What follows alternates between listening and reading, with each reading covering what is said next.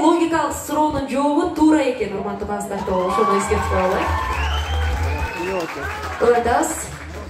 Саламатсыздар, урматтуу жалпы көрүүчүлөр жана ошондой эле жюрилер.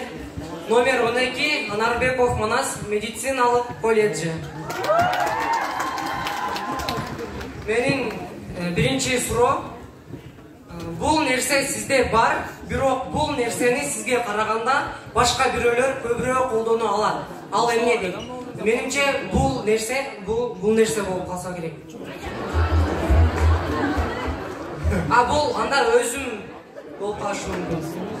Кандайчы өзүм? Өзүңүзбү?